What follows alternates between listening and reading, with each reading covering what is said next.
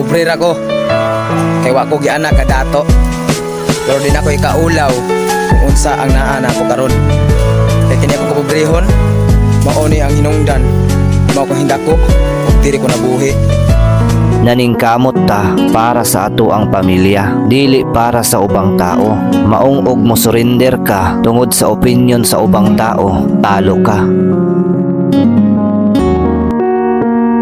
Usahay, mas maayo pa nga masamat ka kaysa makadawat ka og mga sakit nga pangistorya.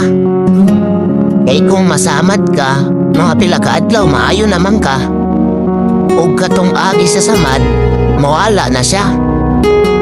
Pero kanang mga sakit nga pulong nga imuhang madawat, dili na siya basta-basta nga mawala. Kay magpabilin na sa imuhang dughan hangtod sa hangtod. Bisan pa man og malimtan na nimo na tungod sa kadugay sa panahon, na ay mga sitwasyon nga mahuna-hunaan nimo na siya. Every time nga magkita mo o magsugat mo, mahinumduman ra gihapon nimo na. Mao magamping ta sa mga ginapangbuhian nato nga istorya. E dili nato mahibal-an ang panahon. E basig ang kalaban nimo karon, amigo na nimo pagkaugma. Kalkuladong pagkaplano mo na'y saktong lihok.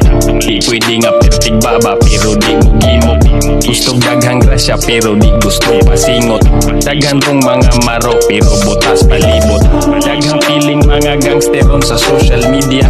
Kung sa may kipalamoy ninyo sa inyong pamilya. Ang kinabuhi kay usahay di madag komedya. Lisod magyud subayon ang straight nga linya.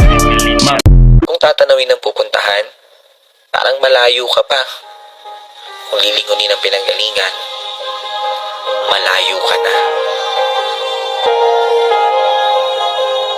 Kung titingin sa hakbang ng iba, parang naiiwan ka.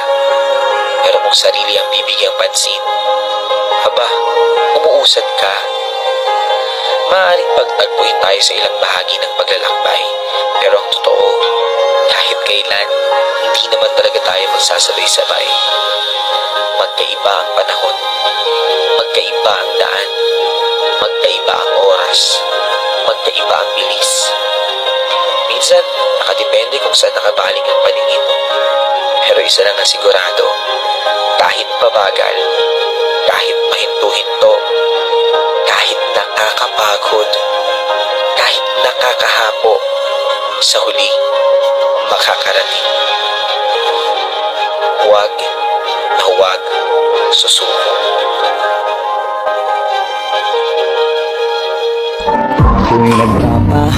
Papa, salamat talaga sa iyong pagpapalaki, pinagmamalaki, diniidolo ko kita.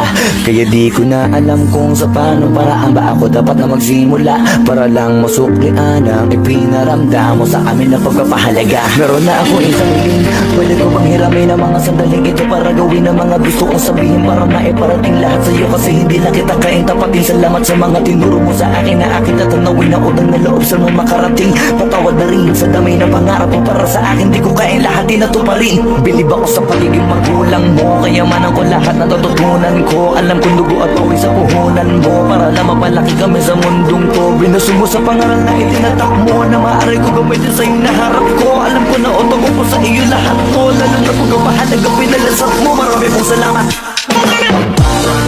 Papa, halaga sa akin.